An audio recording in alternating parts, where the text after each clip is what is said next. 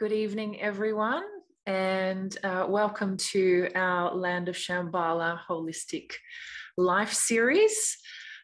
In this talk, we have Katy Otero speaking with us today, who on the science of healing, particular Tibetan medicine. So as an introduction to Land of Shambhala project, as you all know, that we have 40 acres of land here in Victoria, Australia, where it's Rinpoche's vision to build the Land of Shambhala right here. And part of that, he would like to integrate the Bodhisattva sciences as an offering on the land, but also grow these particular medicinal herbs that are used so we can heal people holistically with body and mind. So I will firstly introduce Katy, who is speaking with us tonight on the science of healing.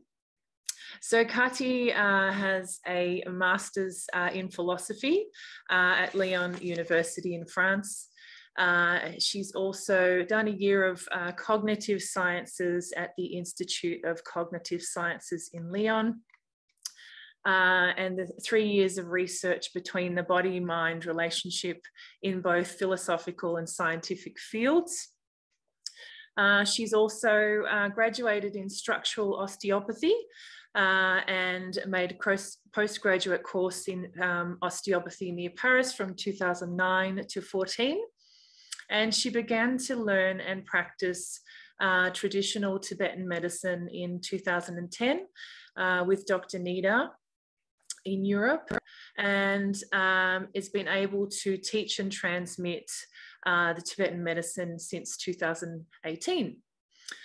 Parallel to this, she's also followed the Buddhist path of Yontok Nistik, a spiritual set of practices related to traditional Tibetan medicine. She is also a Dzokden volunteer and translator with us here as well. So I'd like to welcome Katy and get her to introduce herself and start her talk. Thank you, Katy. Hello, thank you, Tanya. Hi, everybody. Welcome, everybody. I'm really happy to be able to introduce a little glimpse of what Tibetan medicine is tonight. So very quickly because Tanya already talked about myself already. Just to mention a little bit of my studies in Tibetan medicine. I am not an amshi. I am not a physician. I'm just a practitioner because I haven't done all the process to become a doctor. But let's say it's several years already that I've been accompanying and making classes with Dr. Nida. We also had the great chance to go to Tibet and to see how there they were like forming people and a little bit of practices in some hospitals. But okay, just to be clear, I'm not a physician. I want you to know that. So yes, I'm not an expert. It's only a really simple presentation tonight. Okay. Well, so I'm gonna put some slides, a little presentation. If you let me share screen. Okay. Okay, here we are. Everybody can see my screen. It's okay for you? Yeah, okay. So what is Tibetan medicine? First of all, Tibetan medicine is called Sowa Rigpa. What you see here, Sowa Rigpa. We will see a definition just afterward, what it really means. But I wanted to start with a bit of history, a little bit of history. Okay, so Sowa Rigpa is one of the really most ancient Asian tradition of healing. it was born, really, we don't really know. We say that dates back 9,000, 10,000 years, maybe more, because the datation are not, we don't have, maybe we will find later some data that will back even earlier. But for now, that's what we know.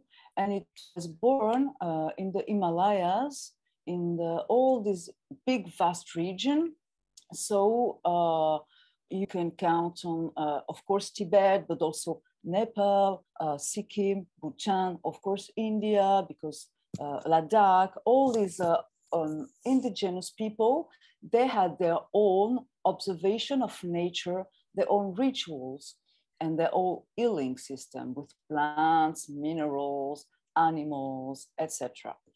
And so all these make what we call today, so it has many, many influences.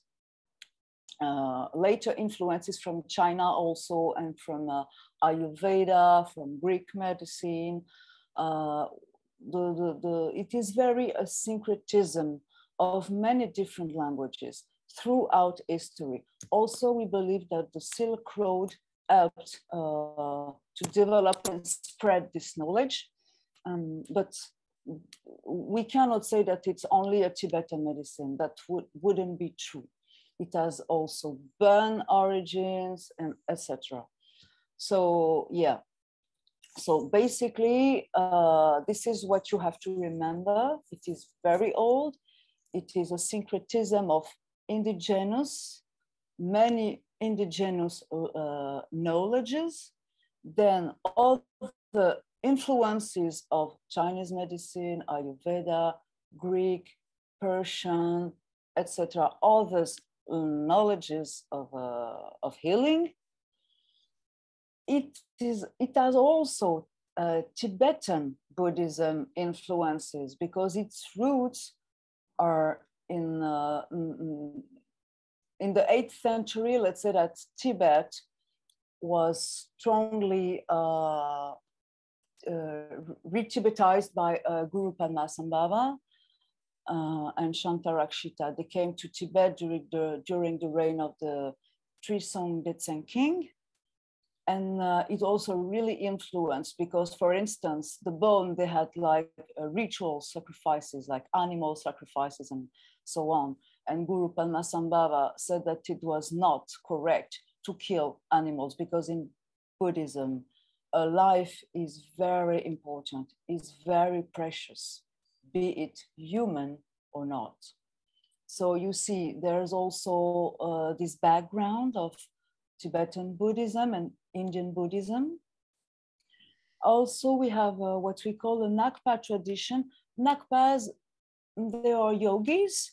They're lay people that live in villages or in mountains. We have seen them in Tibet, in Repkong. Yeah, they have this healing tradition perpetuated, and it's the genuine healing tradition also that they preserve from a generation to generation. Why also a Terma tradition? Terma means it's a treasure that is hidden, like Guru Padmasambhava, Guru Rinpoche. He used to make those for future generations, and then when the time is needed, he says to a Turton, he reveals to a Turton in his dreams or by, let's say, magical means, more or less. These people are very special. They have very special powers. They know languages that we don't understand. They know exactly where to go, in what rock, etc., etc. And so they find these treasures. And so Guru Padmasambhava also wrote some medical texts and revealed some knowledge, medical knowledges to some people. So yeah. Also the sutras of Buddha Shakyamuni and a monastic tradition still alive today. In some monasteries, they still preserve that tradition. So this is a little bit of history. And I wanted to, we have here another slide, but it's more if we have time in the end, or for people who will be interested. I have here listed some of the texts, like the very ancient one. They're not, of course, not all the texts are here. It's not possible. But one of, let's say, the most important, we have this BG yellow cover. It's an oral transmission-based text, very old. There is also another, I haven't put it here, another text from the Bon tradition. The Bumshi is also very important. This one is also of Burn origin. Bumshi means 400,000 verses. Also the Mi Jikpe Töncha, the indestructible weapon, sorry. We will make these available for people afterwards if anyone would like this listing of books. Also, if anyone has any questions along the way, please add them to the Q&A section as we go along. Another very important is the Soma Raja. This one is the Moon King treatises. All our charts, all the points are based on this book. Another very important is the Gyushi. I will mention it just before, afterwards, many times. The Gyushi, the Four Tantras, is the Bible of Tibetan medicine. All students, all physicians, they work with the Gyushi, with the Four Tantras. And also the Utoknitic, because the Utoknitic is the art essence of the teachings of Utok, that I will introduce just afterward. Utok is the father of Tibetan medicine. The Utoknitic is the text of the spiritual tradition dedicated to healers, to physicians. So this is the tradition, the spiritual tradition that we follow. All other texts you can see afterwards. So let's talk a little bit about Utok, and then we go more deeper in the Sowa Rigpa. So Utok Yonten Gompola. Actually, there are two Utoks. They say there are two Utoks in the Namtars, in the biographies, but historiographers, they don't really agree. Some say that the old Utok did never exist. So we are not sure, but let's say, I will tell you what I've learned. So the old Utok was born in the 8th century. He had very extraordinary powers. At the age of 3, he could already speak, he could already read, and he showed very like compassionate mind from the very young age. And also all his lineage family members were like healers. So he began to heal very young at the age of, he began to train at 5, and at 8 he was already a healer. So he was like, they say that he's a reincarnation of the Buddha, or Buddha Sangye-menla, the medicine Buddha. So he received the first transmission from the medicine Buddha in dreams, and also from the Dakini of the glorious medical garland that we call Kandroma Pelden Chengwa. It's written here. And is the first, if he existed, sorry, he would be the first to write, to systematize what we call the 4 Tantra, the Gyushi, the famous Bible of healers. He also is the founder of what we call, so he made a very international conference on healing. It was the first time in this region, in this region. And he invited many scholars, many physicians from Ayurveda, Chinese medicine, Greek medicine, well, and of course, Tibetan medicine, all Nepalese, Bhutanese, Thai. He really invited all the famous physicians of his time, and they made like a great symposium. And also, he found it after that, he decided that medicine should be spread, like, because it's a universal knowledge treasure. So he founded Menlungon Patanaduk, the first teaching center for Tibetan medicine, where he really, really trained many thousands of students. The young Yutok, we know he existed, really. So he's said to be the 13th reincarnation of Yutok the Old. And he also did many for Tibetan medicine knowledge. He revised the four tantras because they weren't so systematized. He added also many things from the Ayurvedic tradition, from the text, a text I didn't mention but was written, if you want the list afterwards, the Ashtanga Hishtrayam. He also is the one who revealed the Eutocnitic tradition, the spiritual tradition, and wrote the text. So yes, he's really key. And afterwards, this tradition spread. Really, the tradition, the spiritual tradition, really spread. Thanks to that, it was a secret, a kept secret in his family. But he decided that for the sake of healers, because he knew that physicians, they wouldn't have the time to practice Dharma like other peoples. They are always running. They have so many patients. So yeah, so he decided to create a very special practice in 7 days, really complete. All the essence of the other nitics, the other gondros, sorry, not nitics, the other gondros are here, but it's very short. Yeah, in 7 days, you can already receive CDs from Yutok if you do it really properly. So it's not only for physicians, it is designed for them, but everybody can practice it. Okay. So now, what is really Sowa Rigpa? We go there, we jump there. Are there any questions or? No, we'll keep those to the end, Kati, but okay. Yeah, thank you. Please jump in. Okay, good. So now, what is Sowa Rigpa? Sowa Rigpa, here I made just a little slide to explain it. So it has basically 2 meanings, which are very important. The first one is based on the science of healing. Sowa means to heal, and Rigpa means science. This is the left column.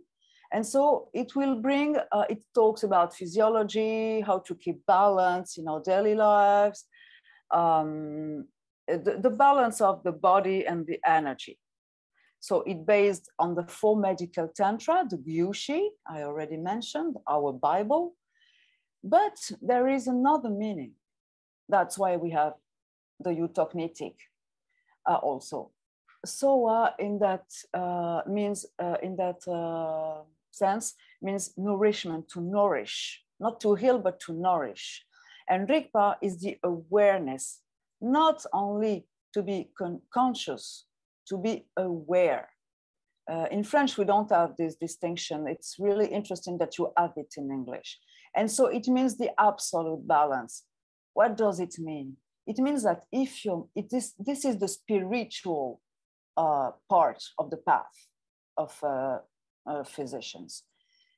It means that if you only care about your body and your energy, but that your mind is not taken into account, you will not get the absolute balance. It will be impossible because you will be in disequilibrium once again, even if your diet is correct, even if your behavior is correct, because your mind is the tricker.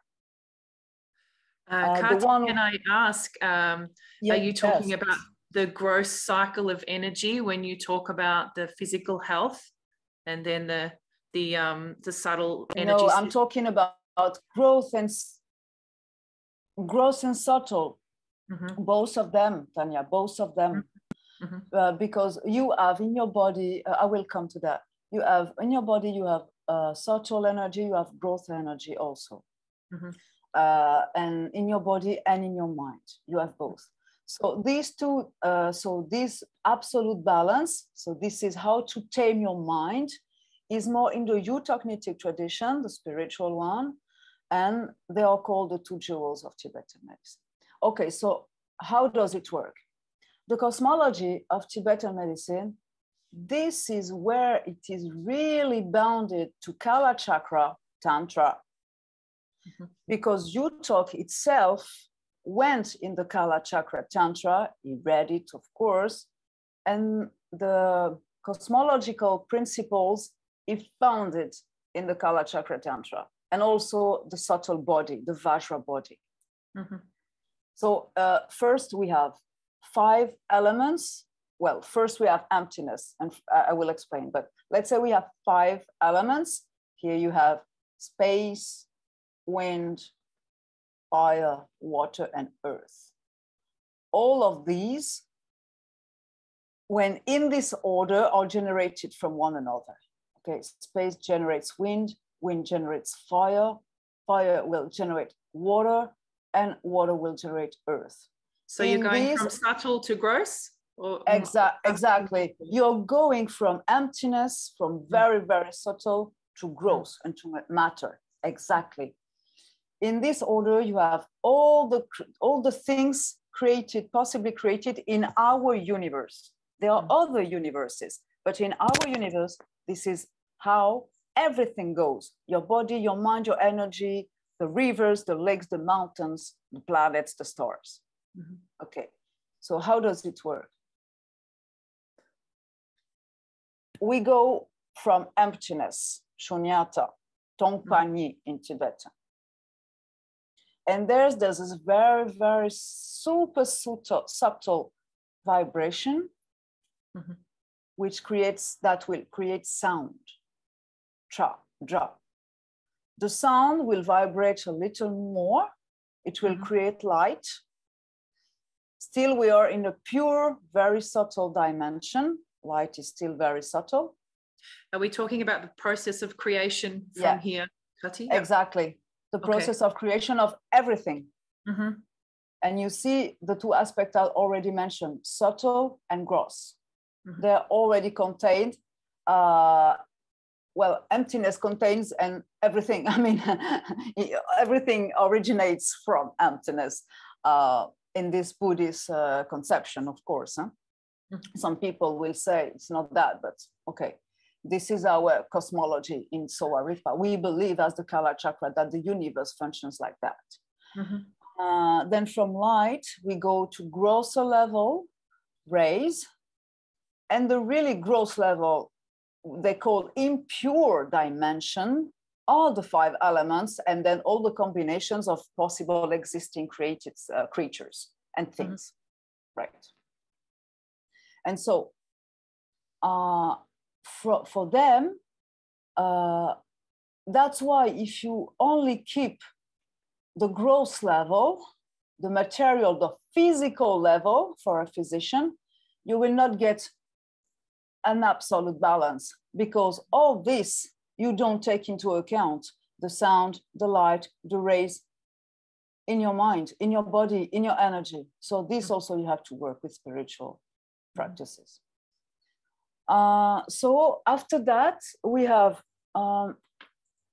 internal elements that will constitute all our bodies, our cells, our tissues.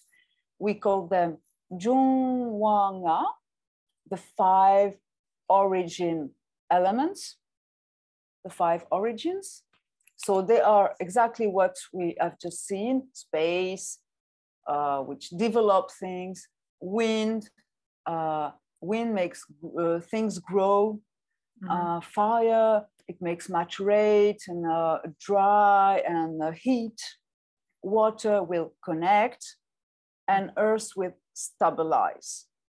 So each of these 5 elements we have inside our body are subtle, more subtle than we will see that we have also external elements. And these internal are more subtle elements. So they all are related to a function in the body, a limb in the body, a solid organ, a hollow organ, a sense organ, and a sensory function. Mm-hmm. We are not going to see them in detail here, but I want you to see how it is directly connected to our body, or how these subtle elements, mm-hmm. which are the 5 elements, constitute our cells. Let's take an example. Let's say that, for instance, you are very sad. Your heart is like, you are sad, let's say you're grieving, or I don't know what happened to you, you're sad. They say that the element space will close in your heart.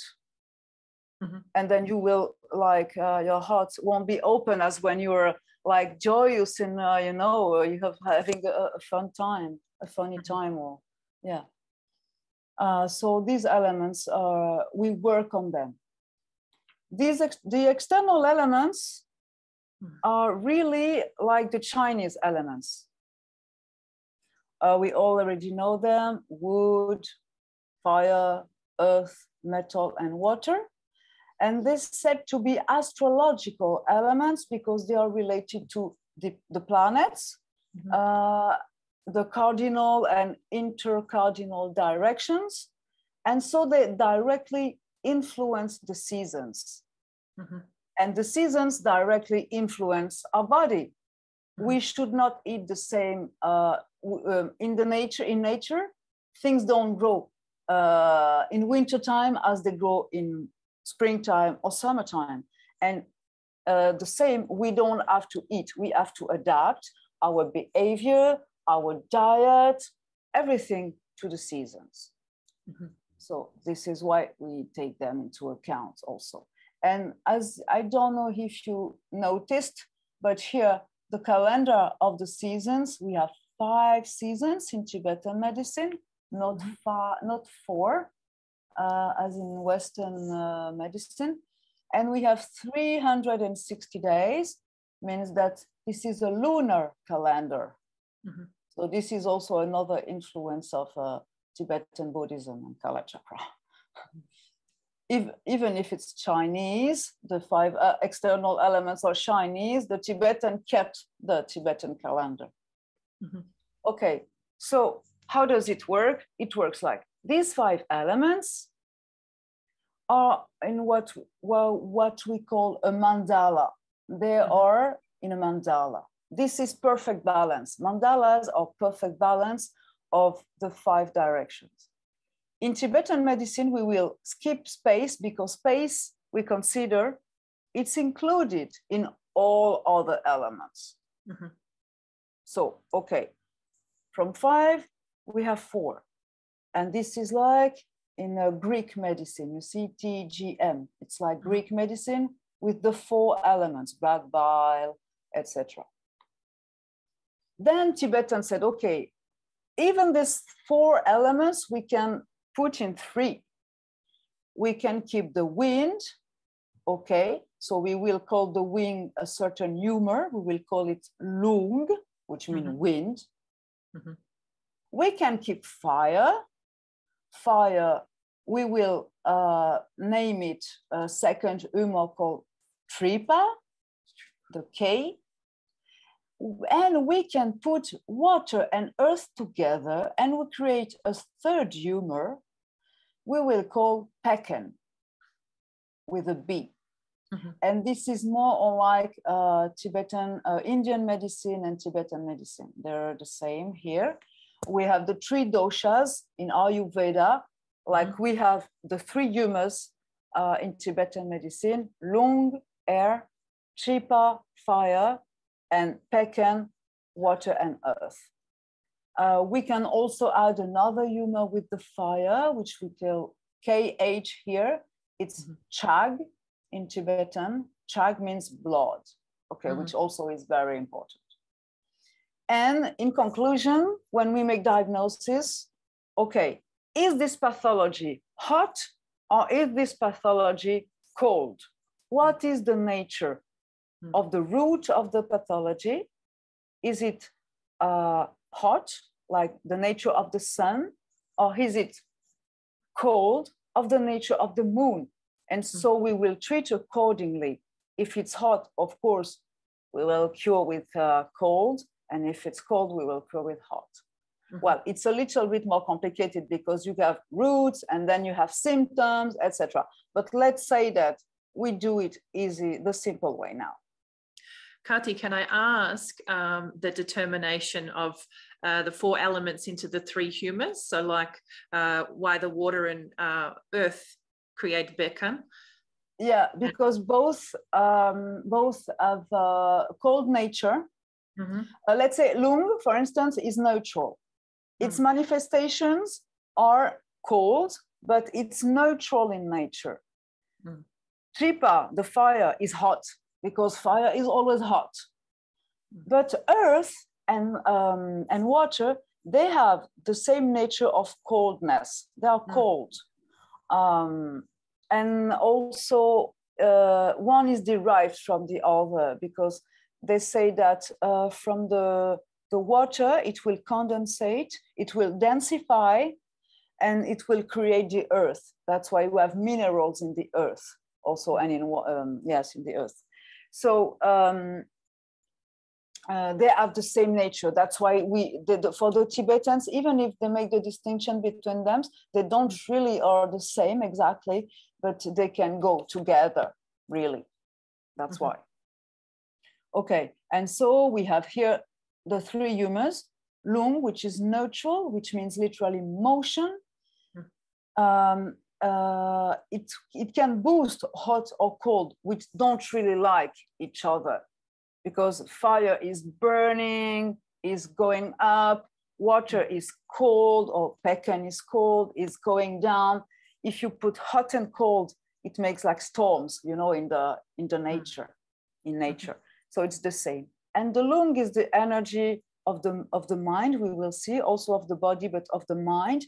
It will make those antagonist energy, fire and water in our body, communicate, link them. It will link them, really. So we also have gross and subtle rlung, Tripa, and Badkan.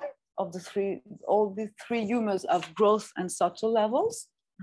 So here you have the locations of the rlung. It's not very interesting now to depict everything in detail, but you have it's like the central channel, more or less. There's the one rlung in the heart here, pervades all the body also. And the subtle rlung, what we call gross and subtle.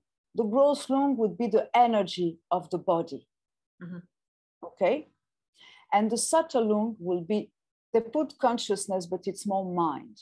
Tibetan call that, the term in Tibetan is sem. Sem means mind. And so they have a metaphor for that, for the rlung, the gross and the subtle rlung. The Tibetans say that it's like energy is like a blind horse, okay? Consciousness or mind is like a man without leg. It means it's a man on a horse. The man has got no legs, but he had eyes. He knows where to go. And the horse has legs, but is blind. So the horse is the energy, it's running, but it doesn't know where to go. It doesn't have this consciousness.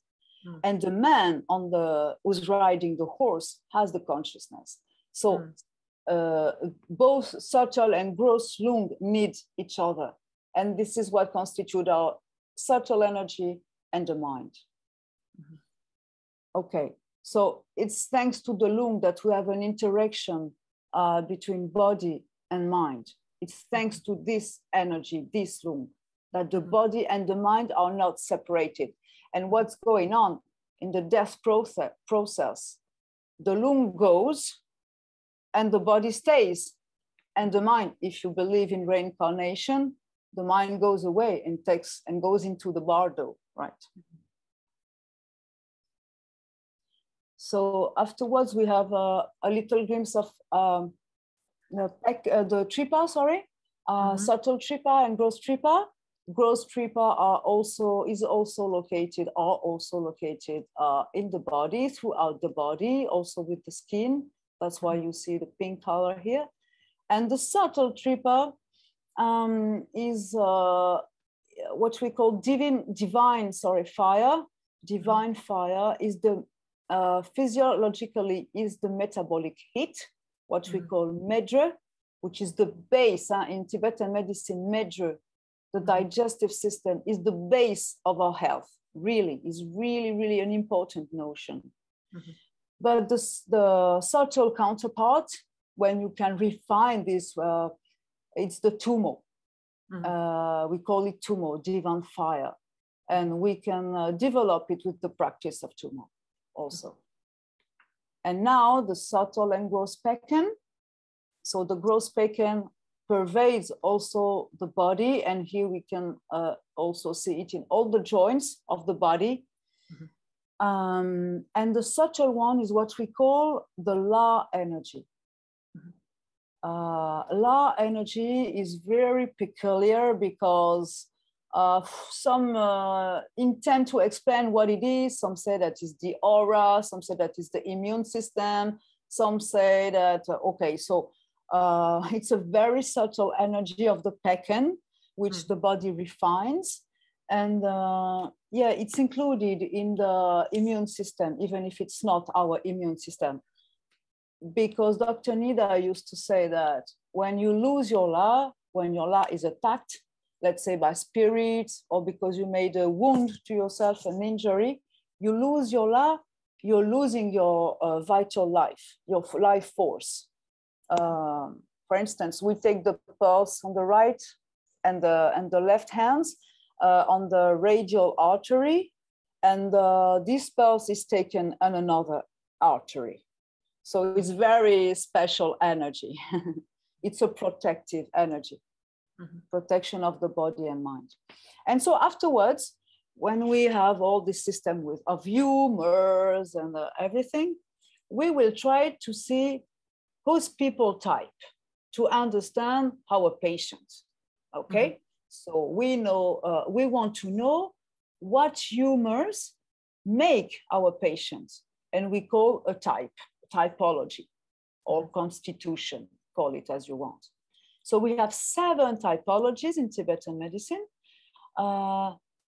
Single types, as you see here, it's, let's say, 70–80% of one Humour, either rlung, either Tripa, either pekan, or either wind, either fire, or either water and earth. And the 2 other Humours, they have a little bit of them, but a little bit. Okay, it's not the most. It's rare. It's quite rare, but you can see people like that. Huh? It's the first type here, really tiny and like yeah, slight people, very thin. They can be small or they can be really big, really tall. Sorry. But they're always thin when they're rlung type. When they're Tripa type of one Humour, they're like very muscular. They like to do a lot of sports. They like competitions. They want to be the first in everything. This is more a Tripa type, but with many muscles. And women also, they have muscles. Naturally, I mean. And another example of single type with pekan would be the third here, the third men and women. They are more rounded. Their bones are more dense. They can either be small or tall. Usually they are taller, and really like the skeleton is very massive, right? And they have a tendency to take weight very easily. Then we have double types.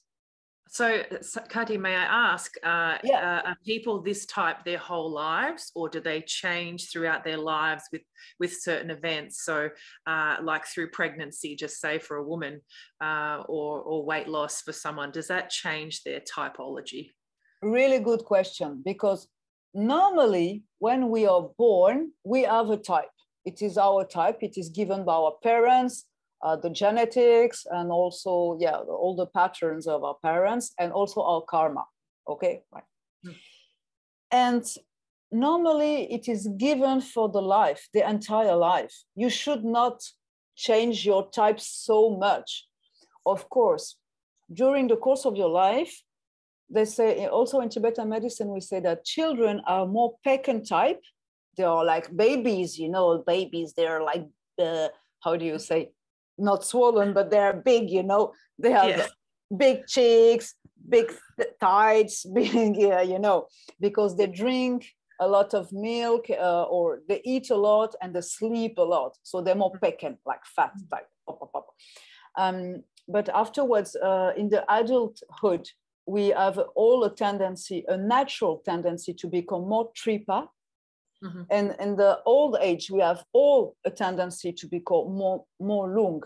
We see people get more emotional, they're more fragile physically, they sleep less. This is more like, rlung is more like agitation, many emotions and many thoughts when it's not balanced, of course.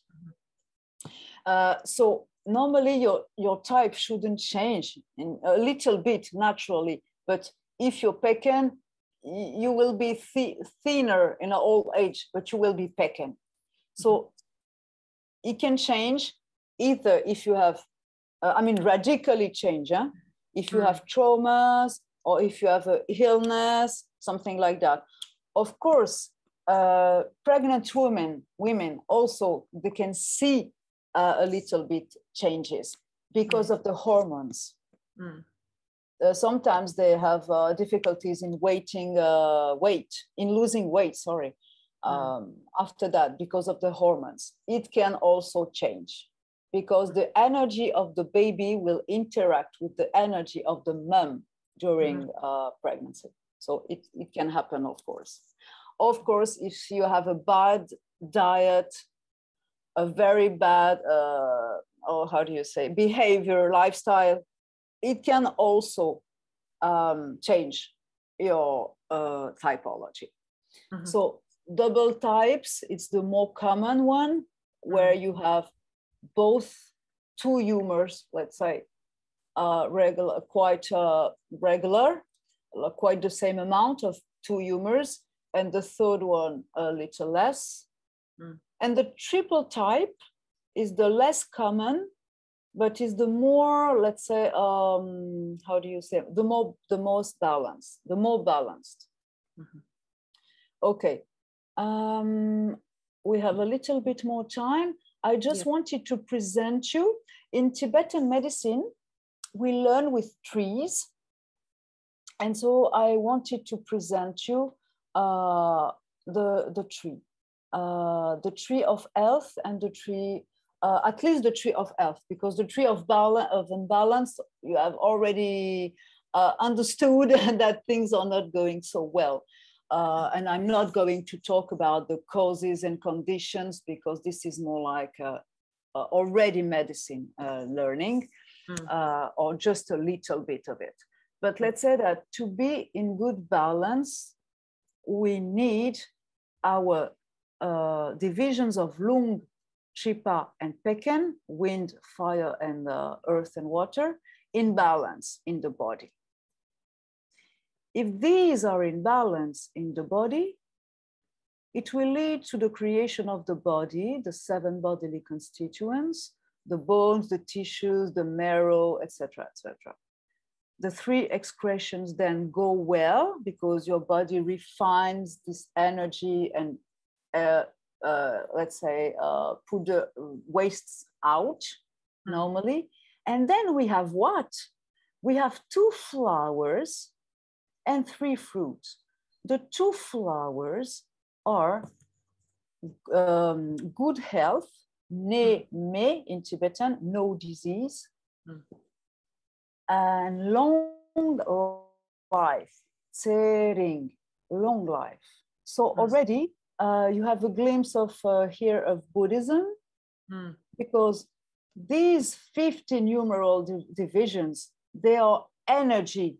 It's not physical constituents of the body. Tibetan medicine works with energy. If energy is in balance, you will have a good bridge between your mind and your body. Energy is the key. That's why the Humours are so important. That's why the elements are so important. And when you have these two flowers, so long life and good health, then you have three fruits. These three fruits are what they call Chu in Tibetan, Dharma, Nor, which is wealth, and Dewa, which is happiness. Dharma, it's not only Tibetan rituals and something. And Dharma, it can, even if you're not a practitioner at all, not spiritual practitioner, let's say you're normal people, you don't do practices. Dharma means that in your life, everything goes well. Your life is quiet. Everything goes as you want. Everything is okay. And in a more spiritual sense, it means, okay, flexibility of mind, spiritual path, etc. Then wealth, Nor, is of course material wealth. You don't lack anything in your life, but also it is contentment, satisfaction. This is very important to understand.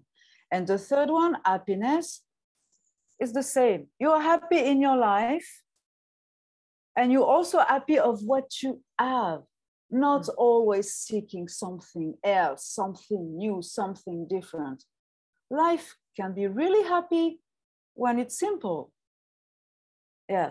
So you see the Tibetan Buddhism is already really included also in that scheme, in that knowledge of physical balance.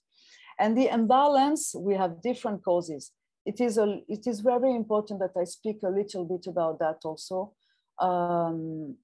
Why? Because they say, Tibetans say that the fundamental ignorance is called mKhrispa. Ma is like none or absence of. Rigpa, we have seen it in the beginning. Rigpa is understanding, awareness, a lack of awareness. A lack of awareness of what? Of our fundamental nature. On a physical ground or level, it is, our three humours, how we could have a good diet, how we could have a good behavior to keep in balance. But in a more deeper level, it is really our nature. The three humours we call also the three faults. Nye pa sum, the three faults. Why faults? What are those three faults? It is dependent of the three humours on a psychological level. It is ignorance, attachment and desire, and aversion and hatred and anger, right? Correspond to lung chipa peken. So if those three are not kept in balance in our mind, they will create the three humours. They will make the three humours in a non-balanced state. They will provoke unbalance of the three humours, physiologically speaking, lung, chipa, peken. So it means that everything begins in our mind, even in Tibetan medicine. And the Buddha and the medicine Buddha, Sangye Menla, told it when he gave the first teaching. He said, okay, I emanate myself in a special meditation to clear away all the diseases of the mind, because if you don't have those three poisons anymore, if you can transform these poisons then the three Nyepa, they will be kept in balance. If your mind doesn't trigger them, they are okay. They function without you anyway. I mean, you don't have to think of that. It's running by itself. The body knows how to run by itself. But at the very moment you begin to have many thoughts, many emotions, you will generate this vibration in the element from the pure dimension to the impure dimension. And then here we go. Here we go. Maybe the lung will become crazy. It will do the air will become crazy. It will attack first the lung sites in the body, and then it will attack everything else. Maybe the chipa, or maybe the pecan, the bones, your muscles, etc. So you see how it goes. And then I just wanted to show you, because we have some minutes left. You got plenty of time, Kati. You got till 9. It's fine. Oh, okay. So maybe then yeah, this is the if I have time, I will just see you how it goes, the Tree of Diseases. So the imbalance, okay, the Tree of Diseases. The other trees maybe I will see. So we have the three primary causes of imbalance, which are the three faults I just mentioned: desire, ignorance, and anger, which lead to 4 secondary causes, because this imbalance of the mind will lead to some patterns of behavior in our daily lives. So the 4 secondary causes are improper diet, improper lifestyle, also seasonal time and season influences, and what we call provocations. Provocations also can lead to a disequilibrium, to an imbalance. So it's not only evil spirits. They can be evil spirits also that provoke you some kind of disease. You can be attacked by them. But also what the Tibetan call provocation are our state of mind. It's like psychosomatic issues. You generate yourself some disequilibrium. And also what we call provocation are microorganisms. So these microorganisms can be in an unbalanced state and then provoke you a pathology. And then we have different entrances of diseases. So here you have for lung, for chipa, for pecan, they have special pathways. Each of the humours have its pathways. So they're located in different regions in the body. Let's say that really basically, pecan is in the upper part of the body. Chipa, the fire, is more in the medium part of the body, and the lung will be more in the lesser part of the body, the thighs and the legs. And Kati, they influence different parts of the body as well when they're out of balance? Of course. For instance, Tripa is, let's say, we say that it's in the middle of the body, right?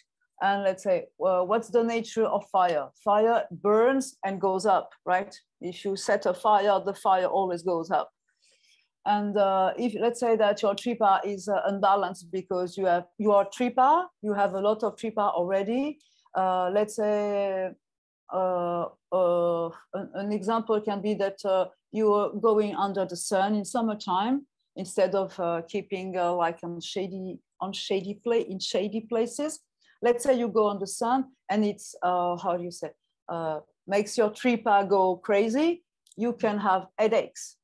Why? Because the fire will go up, and mostly the symptoms are headaches. Not always. There can be other symptoms, but Kati, is that if you have a constitution that is more Tripa than others? What did you say? Sorry? So if you have a constitution that is more of the fire element, is that when that particular effect happens? Yeah, because if you already have this kind of nature, hot things will, of course, affect you more. So you're more sensitive if you already have this type of nature, if you have this constitution already more than others, because you're already always hot because of this chipa you have inside, this fire that you have inside more than other types, of course, because other types are cold. So they will have other problems. And so we also see that moments of manifestation means that we really have to be aware of where we live according to our typology, what we eat, when we eat, in what season, because all of these things will have an influence on our typologies. And if the typology, you don't know how to keep it in balance, you will most probably have problems. Not always big pathologies or severe pathologies, but you will be in unbalance. So you will have problems anyway. And then the conclusion, as I said before this morning, we have hot or cold. Yeah. So this is the tree of balance, which the Tibetan call, it is very funny, Nam Par Gyurpa, Nam Parma Gyurpa. Nam Parma Gyurpa means the nature is not changed. Your nature is not changed. Okay. Here we have, if we have time, we have the you still got 30 minutes. Okay. So you're good. Okay. Oh, yeah. Here you have, the diagnosis tree. Okay, we won't see in detail, but let's say that we have 3 main diagnosis criteria, which I listed here: observation, which correspond to 1 trunk; palpation, which is the 2nd trunk of the root of the tree; and anamnesis, the 3rd trunk. Anamnesis is the history of the patient. What are the symptoms, etc. When did it happen, etc., etc. Right. So in the observation part of the diagnosis, we have mainly 2 things. Mainly, we have the observation of the tongue, which is very important in Sowa Rigpa, in Tibetan medicine, and the urine analysis. We also have an observation of the sense organs: the eyes, the nose, the mouth, the skin, the ears, the nails. We have many things, but let's say that the most important are urine and tongue. So according to your typology, you will have different clues. For instance, lung will have a really reddish and dry, because lung is like the wind, it dries many things. Your urine also will be very clear with big bubbles. If you are, let's say, Tripa typology, your urine will be more reddish or yellowish with a smell, very strong smell, and lots of sediments. And if you are Badkan type, your urine will be also like very pale, whitish, no odor, no smell, no vapor, because it's cold, it's white, and the bubbles, the bubbles will be like cappuccino, like a beer, or these white coating. It will be, the urine really will be like that. It's really true. And so this is how we can. So first, you have to know what is the typology of the person, and according to that, you should find the same things in the urine. But if they are in excess, or if they show something else, then you can have a clue of what is going on, what humor is not in balance. Then the palpation. Palpation is the pulse reading, which is quite important. So I can put here, I will come back to this tree, yep. But I can put here, for instance, the urine that I mentioned, then you can have some examples. So for instance, those kinds of urines very clear, would be more lung, because they're transparent like water-like. These two would be more like Tripa, because this one is quite yellowish reddish. This one is reddish. And also Pecan would be very clear, very white, but with big bubbles. Here I don't have the bubbles. And so why it is so important, the urine analysis?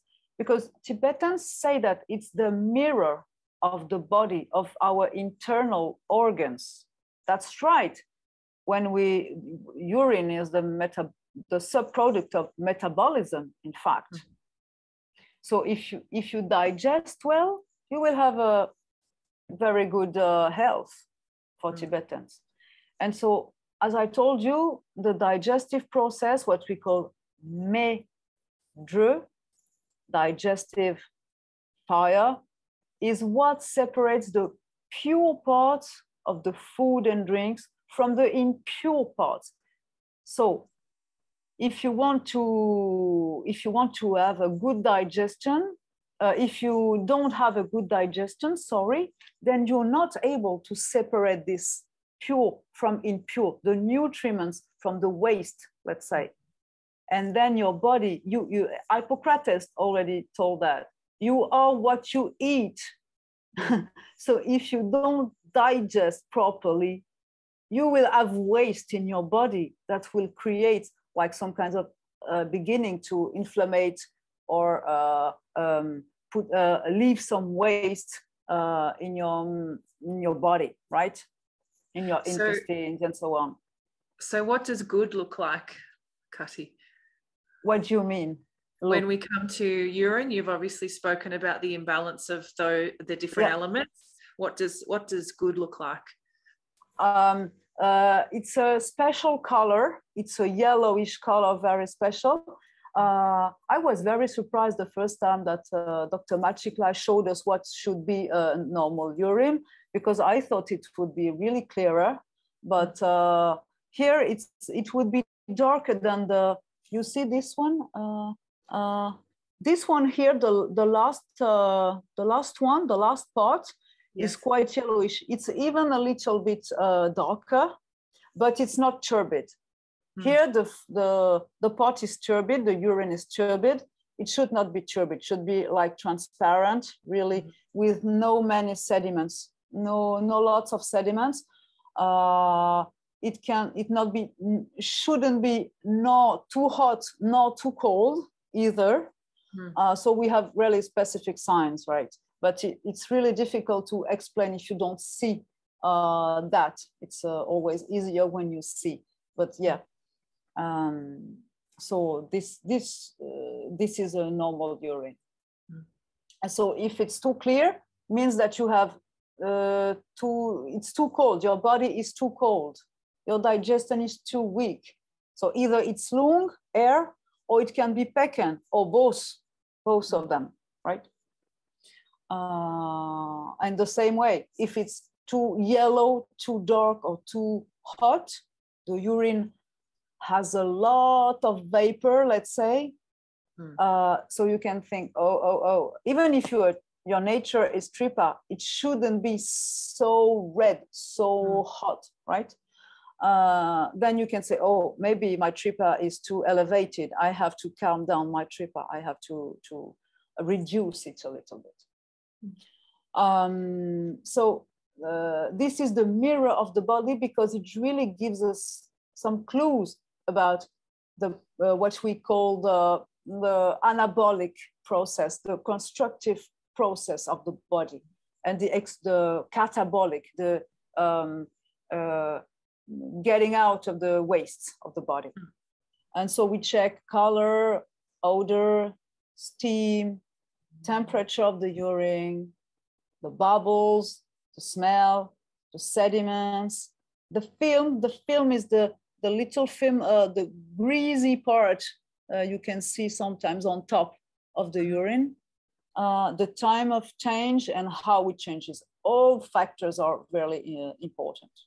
And then, so the pulse is also a really important in Tibetan medicine, but it is really hard.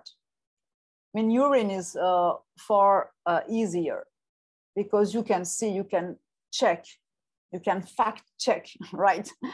The pulse is more subtle and okay, we have signs. It's not I decide, we have signs, okay? Each humor corresponds signs. But it's more subtle. So the Tibetan doctors say that to really read the pulse, you need like 20 years of 15, 20 years of practice, at least 10, to begin to be good at pulse reading, right? So yeah, but it's beautiful because it's a divination system. Urine also can be used as divination system, and we have different levels of pulse reading. One who's very physical, like the beating, how many beats per minute, is it strong beat, weak beat, etc. Single beat, double beats, etc.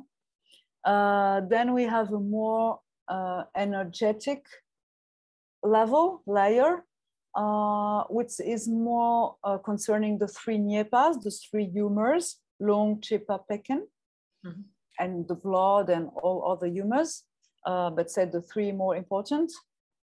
And afterwards, we have more subtle level. This one is more used in divination, and also you can, for those who can do that, you can even read the mind, you can even feel the emotions of the person, and you can do divination with that. But you really need to be, it's not everybody can do that. Yeah. And also they use the pulses to for different reasons. You can check the constitution when you're not sure, because sometimes you see a person, you make the how do you say, the test, but still you're not so sure about the type, single or triple type. No, single is easy, but double or triple types, sometimes it's tricky, you're not sure. So you take the pulse, and the pulse also can indicate you if, of course, I really have the three humours in the pulse, or no, I don't have that. Okay, so pulse for constitution. Then we have pulse for humour. Are you balanced or imbalanced? And if imbalanced, which humours are imbalanced and how and where? And then energetic and seasonal pulses. We have some, like in astrology, we have, Tanya, you could, you know that, the cycles of mother, child, friend, enemy relationships during the seasons. Some elements are stronger, they beat stronger in the pulse. So we should take that into account, not to mistake it for, let's say, a humoral imbalance in the pulse. It's the season that makes the element pulse stronger. Okay, so... Would you check that only from a pulse, or you would use other elements like an astrological chart for someone and balance those both? When we do when we learn Tibetan medicine, it is said that at least we should be an amateur astrologer to be a good physician, and the reverse is true. To be a good astrologer, you should at least be an amateur Sowa Rigpa practitioner, because they are linked. They're so linked. Of course, if you know astrology, you can use the chart. It's more precise. But if you don't, like many of the physicians, because they don't really have the time to get all this knowledge, because both are big knowledges, you know. And at least, yes, you should have notions. But if you can do the chart, it's better. It's far better, right? Otherwise, you know, you do as you can. And also they have 7 amazing pulses, and they use those for divination, especially weddings, death process, also how do you say, when a pathology is already here, what will be the issue, what will be the result of the diagnosis, of the treatment, etc., etc. So they are really profound systems, really, really profound. For the pulse, we also have a special retreat. If we do the path, the spiritual path, to gain more, let's say, powers in reading pulse, as I told, it is quite complicated. You can make a special retreat if your master agrees, of course, if you're ready for that. And it will enhance, they say that it will enhance your powers in reading the pulse. You can access, then you will be able to access the subtle level of pulse reading. Okay. And then the third part of the diagnosis is the history of the patient. So we come back here to the diagnosis root tree. And you see that for each of the humor, rlung, Chipa, and Badkan, you have different symptoms. So this is really an important phase to really talk with the patient, to really listen to what it tells you. Sometimes people, they are not even aware that they know what is happening to them. But if you really listen to them, people, they know what's happening to them. They tell you, like in a really normal conversation, oh, I've been doing this and afterwards this happened. Yes, they know. So this is a very, very important part. You have to listen. Also, what really distinguishes Tibetan medicine is the ethics of the physician. Dzokden Gongpo really put the emphasis on that. It's not like in Western process.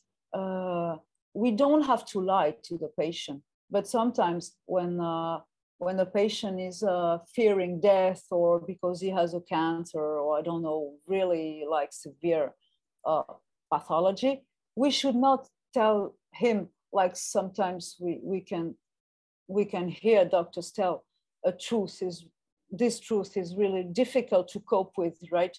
So we have a special deontology. Also, we have to always be compassionate, even if someone has so much money. You should not leave him. You see, we have also criteria to refuse sometimes a patient, but it's not because the lack of compassion, or it's not because we don't like this person. The reason are really very specific ones when you don't want to cure someone. Otherwise, you have to behave like a bodhisattva, because physicians are for this path, they are bodhisattvas, right? They should be, at least. They should try to be bodhisattvas. Okay, and then just we have a little more time. The third root is the Tree of Therapies, the root or Tree of Therapies. We have 4 main it's difficult to say, therapeutical method.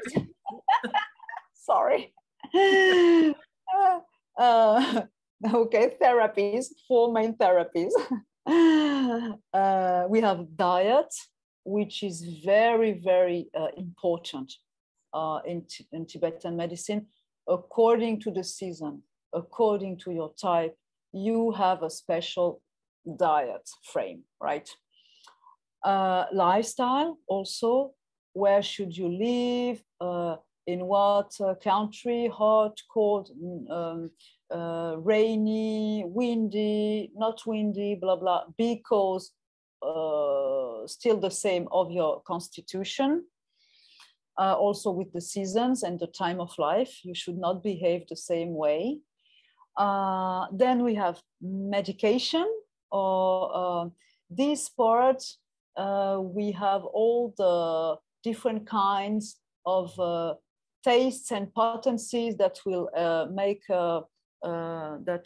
cure your imbalances. How do you say, to compose a remedy according to taste and potencies, according to your humor or your humors. Which kind of remedies, for instance, for the lung pathologies, we should take medicinal butters and soups, but it's different. For instance, for Pekan would be like ashes and pills with different herbs inside, etc., etc. And for Tripa, it will be more like what we call tongue decoctions and powders, very like bitter ones to, shoot the Tripa, etc., etc.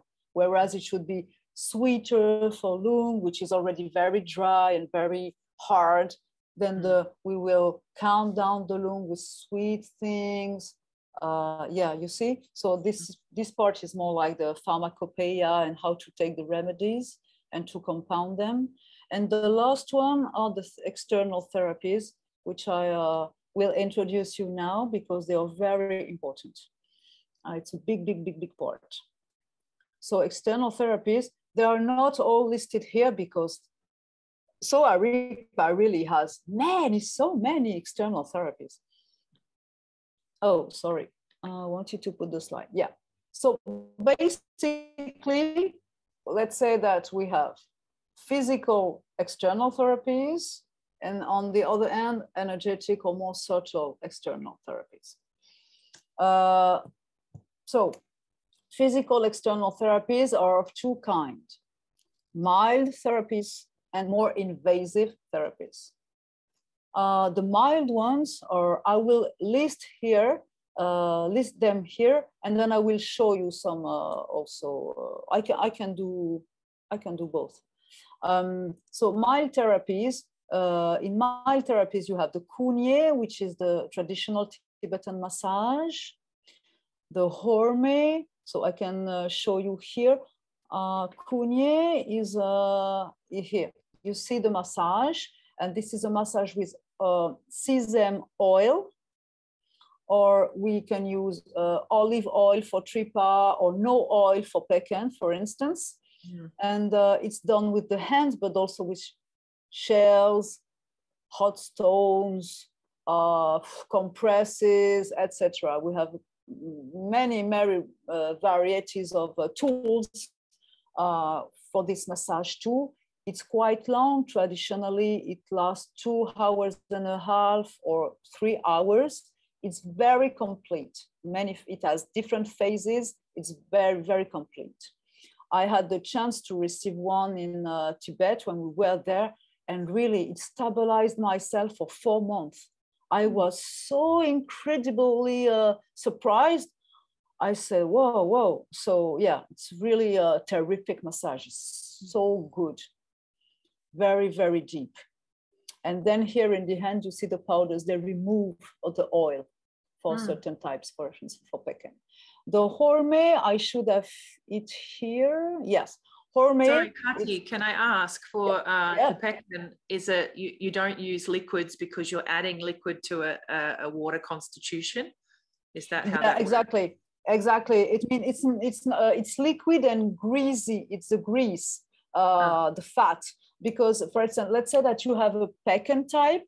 Badkan, you know, it's water and earth. So it's in the characteristic of these humours, they are liquid, of course, but they are also, they have fat. That's why Badkan type tends to have a tendency to gain weight very easily, because it already has this fat producing in itself.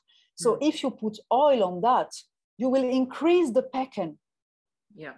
So you can make a disequilibrium, an imbalance, or even create a disorder, right? Because sometimes, or you can use a specific oil, which is not oil, which is ghee. If you know, it's the butter with removing all the proteins. Yes. And then you keep only the essence of fat. And this one is not so bad for Badkan type, but still you have to remove in the hand. Okay. So the horme is here. You see there are these pads. Inside we have a recipe with different spices for the lung. Mainly it's for the lung, to pacify this humor, which makes the two other ones communicate. So then, because this is the main humor that triggers and puts, let's say, the mess everywhere. So if you calm the lung, then usually the two other humors will be also like quiet, keep quiet. And so it helps to sleep, it helps to remove anxiety, helps to remove stress. It's really simple. You just soak your little pads in warm oil, and then you treat points. We have points in the crown, on the head. You have the mandala, the 5 mandala elements. The 5 elements mandala, sorry. Then we have some points here. We have different points, the soles of the feet and the palms of the hand. We have different protocols to do this horme. And really also we can put cotton pads in the ears. This is so pacifying. So for instance, instead of, if you have insomnia problems, instead of taking medicine, you can first do that. Receive a little bit of kunye, of massage, or only horme. You can do horme to yourself. It's really simple. And then you can sleep. Or we have also spices. If you don't have the time to do the horme, or you're too tired, let's say, you can only make a little recipe with, how do you say, clove, and how do you say, muscad, how do you say, nutmeg? Nutmeg. Sorry, nutmeg, a little pinch of nutmeg in a tea or hot water with a little bit of, let's say, milk or something fat.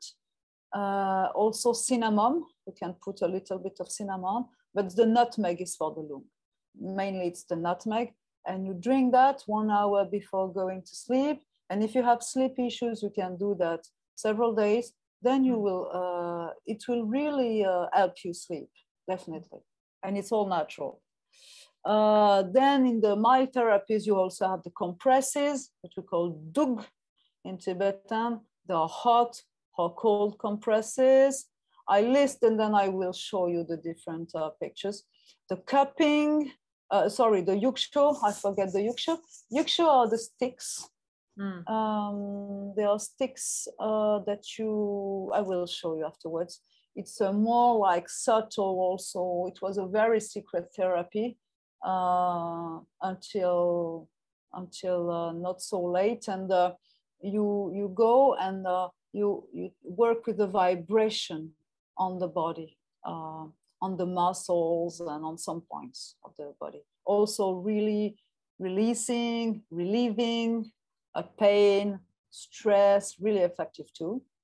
The cupping also, it's really quite traditional. So traditional cups are in copper. We have here. These are the yuksha, here the sticks, you can see them. And they are like the horme. So it's wood. And here. And the reason for the copper cups, Kati? What? The reason for the copper cups? It's because it's more conducive to, it's more conducive. The copper is a super conducive for heat.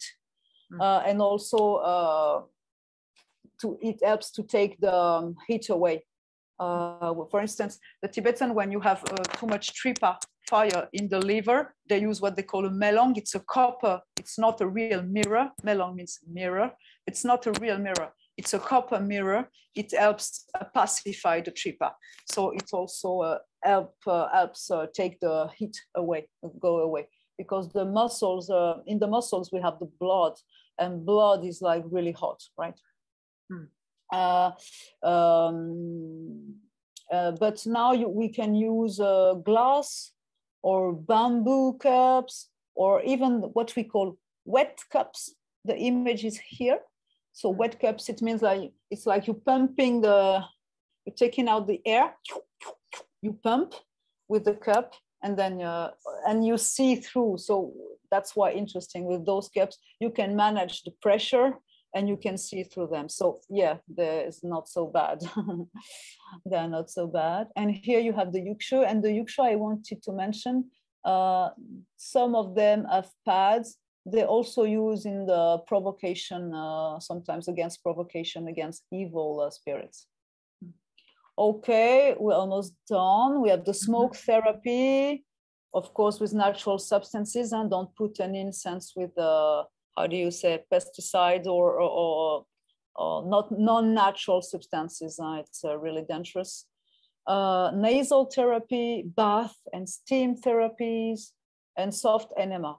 Enema is like you are washing the colon, but it's not hydrotherapy of the colon. It's a particular protocol which do not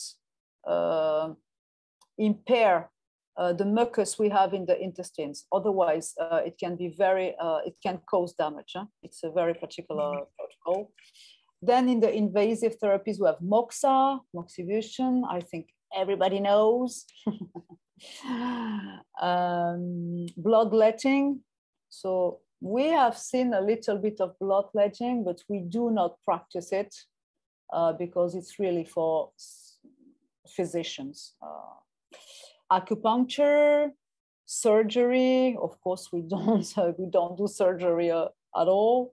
Tell me is really interesting, and also purgative therapies, emetics, or when you need to vomit, etc. But the tell me is an instrument. Where is it? Here you get the moksas, the different moxibustions with edelweiss, with ginger, with horns, with wood. Yeah, but this is already really known already. The tell me is here. So here you get the bloodletting, and here you get the tell me. Tell me is really interesting because it's an iron stick. You put in the fire. You really let it become red or white hot, the iron. And then, of course, you don't touch the skin, but you put a red, let's say, a red tissue. It's mostly for the joints, but not only. And you cure very deep joints problems, like very ancient or chronic or intense one. And so there is a ram syllable, which is the germ syllable of the fire, ram, and you approach the tell me near the red tissue and near the ram, and you can tell mantras, etc. also, and it's really effective. And this is bloodletting. Here also I wanted to show you the compresses. You have stone compress, salt compress. Salt compress is really easy to make at home. You can do hot compresses. It's a natural painkiller. When you have pain, let's say, I don't know, you have back pain and you don't know what to do and you don't have moxa, you don't have anything, you can put a salt compress on it. It's a natural painkiller. Or a hot stone also works very well. They also cure with springs, natural springs, hot or cold, and with steam in the bath. I wanted to show you. Okay. Okay, so now just a little conclusion and we're done. Why is important to rely, Kalachakra Tantra to Tibetan medicine? Well, I told you that Chutok was inspired when he depicted the Vajra body, also the cosmological background of Sowa Rigpa from the Kalachakra Tantra. But also, it seems to me that Sowa Rigpa is one small, even if it's huge in itself already, it's a very small part of Kalachakra.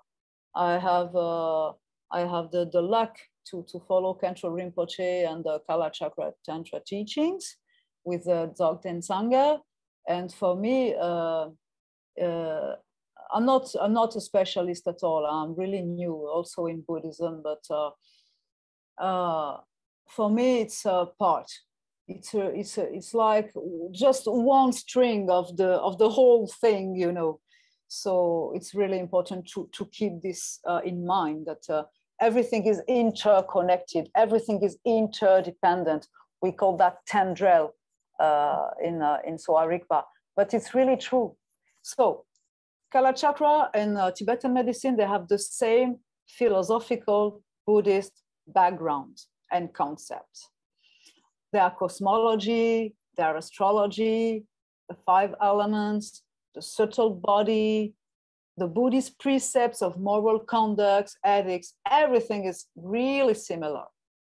We have tiny differences in the Vajra body, for instance, but it's like details. It's not, the foundation is really the same. They have the same structure because they also have the same vision of the creation of the universe and the body, how the energy is the bridge between body and mind, etc. So yeah, the structure is like the same. We are working with the body.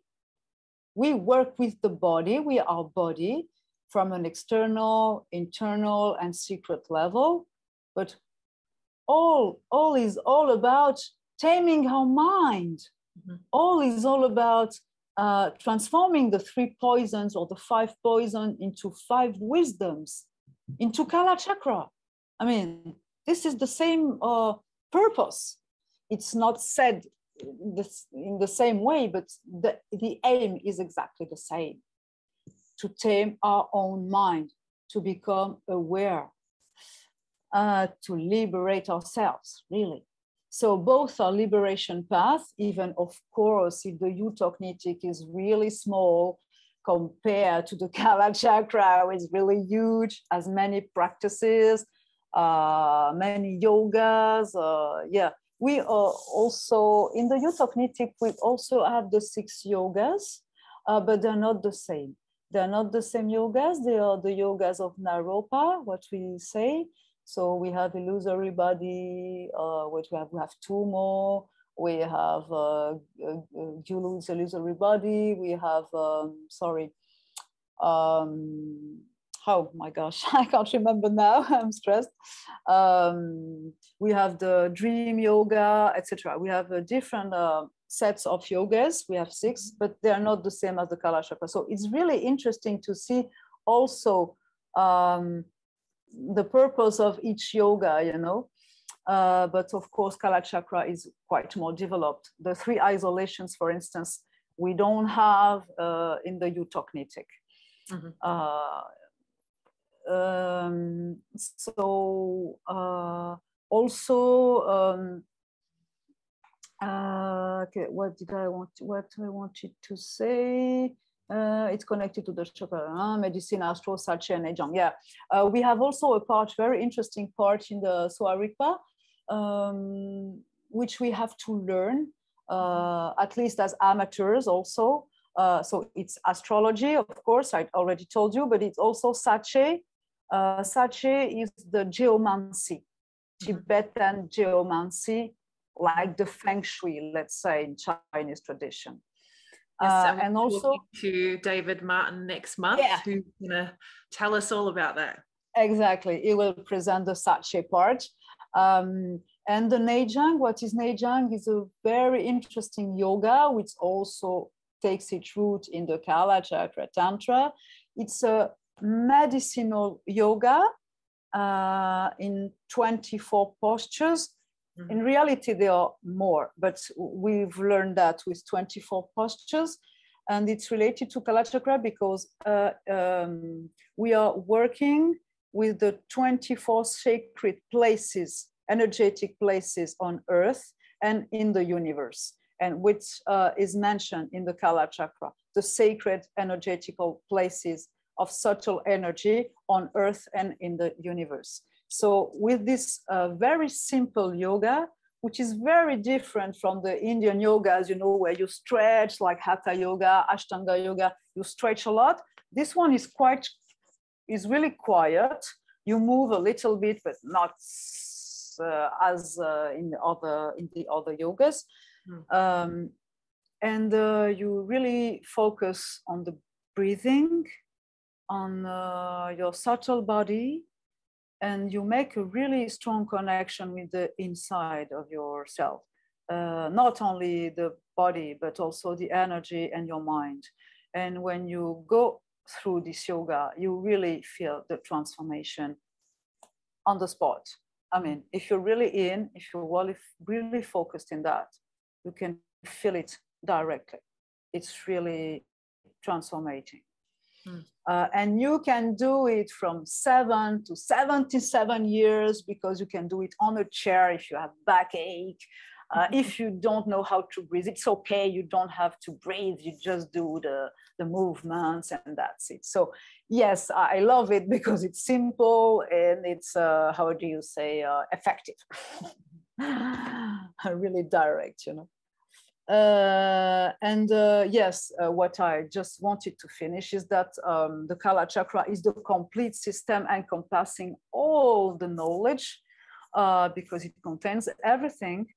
And Sowa Rigpa is just a tiny part, but it's really an important part, because it's so important to know how to help ourselves, help the others.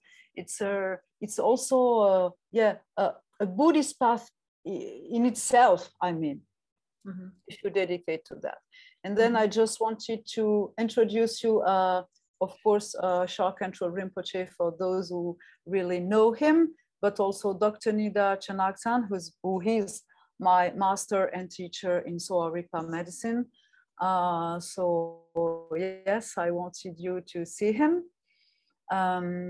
If you need more information, our school had made, before the COVID thing, a website, international website, which is 3w.sorig.net.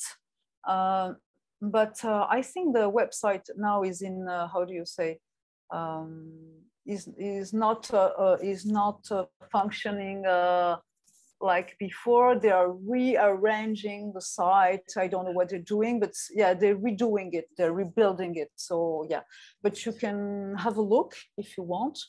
We also have many Sorikangs. Sorikangs are the houses of Tibetan medicine throughout the world, in Asia, in America, in Europe. So you can Google Sorikang or Sowa Rigpa, and you will find. Of course, we are not the only school. There are many schools of Tibetan medicines. And but yes, I wanted you to see Dr. Nida because it's really fantastic. And yes, just we finish with the words of Yutok Yonten Gampo, the father of Tibetan medicine. My wish is that Tibetan medicine was spread. Lost you. Oh, there we go.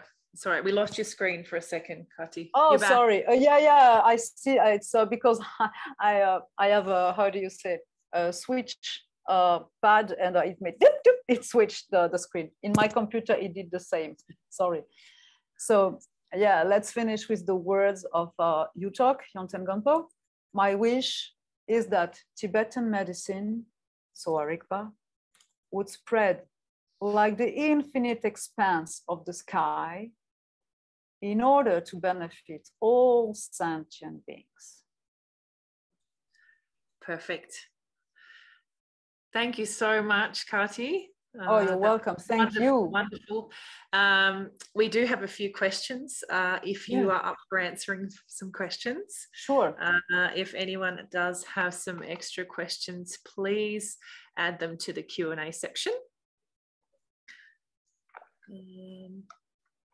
All right, so the first question, Katy, when a practitioner isolates to do spiritual practice, he or she faces health problems because of the lack of movement or muscle activity.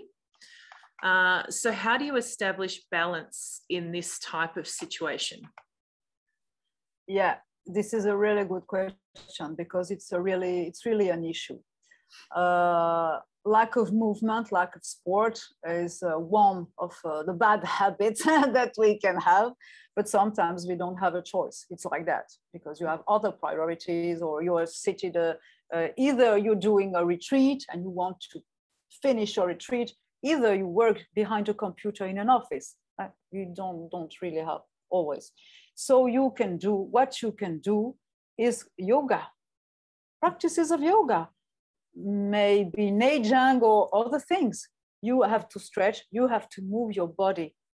So yes, this is part. The yogas are made also for that, are designed for that, to make your body and your energy run more freely in the body. Because it's not only a matter of moving. I mean, moving is important, right? But if you don't have to move, I have made the experience once. When you move, what's the good of moving? Okay, you train your muscle, but you make your energy run freely, right? When you're seated, it blocks your energy. So if you do energetical yogas, stretching, etc., it will make your energy flow, even if you're seated on a chair or seated on a cushion, right? So it is not as good as sport, but it's a good balance. Thank you.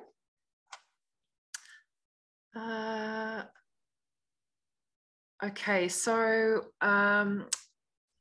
Tibetan and Chinese have a yearly zodiac, which has an element that's also included. So I think this person's asking, what viruses, I guess, what causes viruses? Is it a particular element or, yeah? Okay, in Tibetan medicine, right, afterwards, anyone thinks what he thinks, has the right to think what they think. But in Tibetan medicine, this is called a provocation. So they say that we humans pollute the earth, the air, the earth, the water, etc. And it is said, it is believed that in the atmosphere of the earth, around the earth, you have the atmosphere, the stratosphere, etc. In the sky, in one of these regions of the sky, live spirits. Now, spirits of the air that live there. And they have the power, if we disturb them or pollute them, to send viruses on earth, pandemics, right? So for Tibetan, it's always because our ignorance made it happen. Yeah, this is the Tibetan theory. And that's why we have mantras, we have rituals to apologize towards the spirits, to stop doing nasty things towards them, and to repay, because you believe it or you don't believe it, but if they exist, they have the right to live peacefully as we do. I mean, it's not because we don't see them that they don't exist in the first place. It's not because we are not aware that they don't have a right. So yeah, for Tibetan medicine, this could exist on an individual basis for an individual who contracts a virus, or a community basis, or even a world basis. Yeah, of course. It can be at all the levels you mentioned, because it's also a karmic connection. Either it's like ignorance, you don't know and you pollute, and because you're not even aware they exist, or you do it on purpose, which is worse. But okay. And also you can have a karmic connection at an individual level, more like state level or country level or worldwide, of course. Because we have individual karma and we have, how do you say, interconnected karma, like a worldwide karma. So it can happen that if you have a really good karma, everyone's sick, you're not sick, or the reverse, everyone is in a good health and you get sick because your karmic connection to the spirit is not, you have to, bad karma going on, of course. Okay. Thank you. Another couple, Katy, if you're okay. Yeah, sure. How do we use urine, or how is urine used as divination? Oh, what do you mean? How? The process, or? Yeah, I guess how you the process. Yeah. Okay, so first you have to do, traditionally it was a white pot. Nowadays we use like transparent, like bottles or things like that. But traditionally it was a white pot with 2 sticks, and you do like with the sticks. Aerate it. The soup. Yeah, exactly. With the sticks in the pot of the urine. So you have to be in the eastern direction. You mark the east. And then the person pees in that direction, in the east. So you have to know where it's a whole process. It's not like, yes, of course you can guess if you can ask the person. There's another system you can guess where's the east. But okay, let's say the normal protocol of divination with urine. So you pee towards east. This is the eastern direction, and then the sample is taken and they make a square with sticks, also like 9 squares. They put 4 sticks, and they make a 9 square on the urine, and each part of each square represent a region, a direction, and also spirit. So they know if the pathology or let's say the disease or the problem comes from your ancestor, your present time, or will be in the future. They say it's from the hell realm, from the gods, from those kinds of spirits. They process like that. Yep, thank you. You're welcome. Katy, we'll take one final question. So can anyone just find the sources that you've mentioned, or should one always be under the guidance of an amchi or a teacher, I guess? What do you mean the sources? So all of the therapies that you've mentioned. Yeah, of course. And always and under I think the guidance. The study elements as well, the books and the text. To study, you can study by yourself, but as it is the Gyushi, the 4 tantras, it's a Nupadesha tantra. It's a secret tantra. It means that not all the instructions are given in the book. So you can read by yourself, of course, and you will understand a lot of things. This is no problem. But you won't if you don't have the explanation of your teacher, you will not understand all of it. And some things you will not understand at all. So, because they're just not told. So for me, it's always better to have a teacher to do your studies. If you just want to have 2 or 3 notions, okay, let's say you want to know what are the spices for the rlung, what are the spices for Tripa, what are the spices for Badkan, and then you can do like some teas or infusion at home. Okay, I say it's okay, but otherwise, it's very serious stuff. You wouldn't want to do bad things to yourself or to others, right? So it's always important to be under the guidance of someone who knows and who can explain to you. Well, thank you, Katy. That brings us to the end of our questions for tonight. Thank you very much for giving us all of this wonderful knowledge tonight. I'm sure everyone has learnt a lot. So we thank you very much. If anyone is interested in the resources, the study resources that Katy mentioned earlier, we can make that available if you would like to email in office@dzokden.org. I just wanted to thank Dzokden for giving me this great opportunity to speak about Sowa Rigpa, even if it's a small introduction. I'm very happy to be sharing this with you. Perfect. Thank you so much, Katy. It was wonderful. And we'll end here. Thank you.